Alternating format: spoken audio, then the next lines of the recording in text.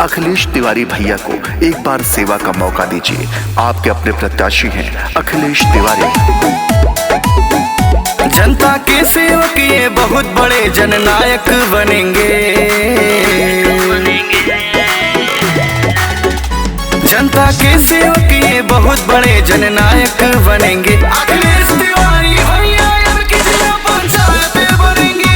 झंझरी पंचम से की जिला पंचायत बनेंगे। जनता के सेवक ये बहुत बड़े सुखदायक बनेंगे। अखिलेश तिवारी भैया की जिला पंचायत बनेंगे।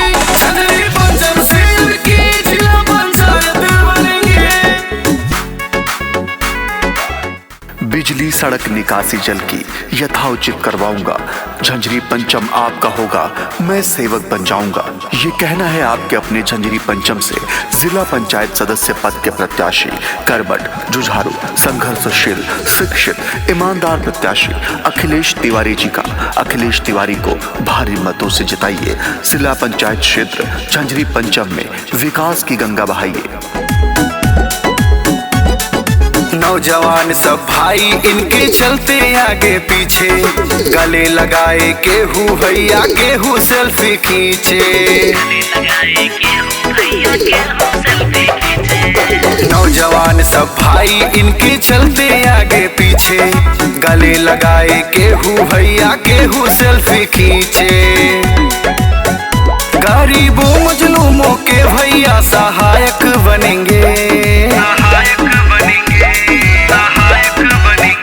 गरीबों मजलूमों के भैया सहायक बनेंगे। अखिलेश तिवारी भैया की जिला पंचायत बनेंगे। झंझरी पंचम से की जिला पंचायत बनेंगे। हो चुका आगाज, रण बदलने की तैयारी है। इतिहास वही रचेगा, संघर्ष जिसका जारी है। भाइयों एवं बहनों, इस बार आपके अपने झंझरी पंचम से जिला पंचायत सदस्य पद के लिए मैदान में हैं आपके सुख दुख में काम आने वाले, सुबह शाम आपकी हर मुसीबत में दौड़ कर आने वाले बाबूजी स्वर्गीय श्री सतीश तिवारी जी के बेटे, आप सबके चहेते अखिलेश तिवारी भैया। अखिलेश तिवारी जी को भारी मतों से जिताइए, जिला पंचायत सदस्य बनाइए और झंझरी पंचम में विकास की गंगा बहाइए। सब बहनों के भाई ये हैं, हर माँ के हैं बेटे। झंझरी पंचम में भैया है जन जन के चहेते। झंझरी पंचम में भैया है जन जन के चहेते। सब बहनों के भाई ये हैं, हर माँ के हैं बेटे। झंझरी पंचम में भैया है जन जन के चहेते। झंझरी पंचम की जनता के जननायक बनेंगे।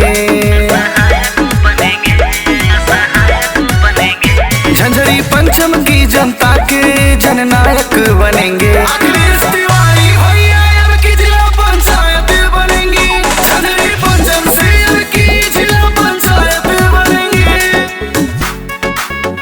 जिला पंचायत क्षेत्र झंझरी पंचम की जनता की यही पुकार। अखिलेश तिवारी अब की बार, सबको देखा बार बार। अखिलेश तिवारी अब की बार। याद रखिए, किसी के झांसे में, किसी के बहकावे में नहीं आना है। झंझरी पंचम से अपना जिला पंचायत सदस्य अखिलेश तिवारी भैया जी को बनाना है।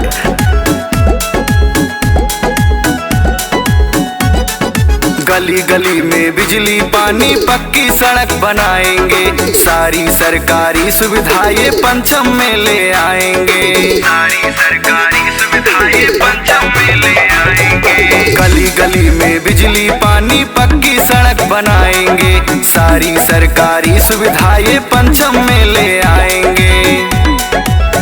सभी की सेवा करेंगे, ये सबके सुखदायक बनेंगे।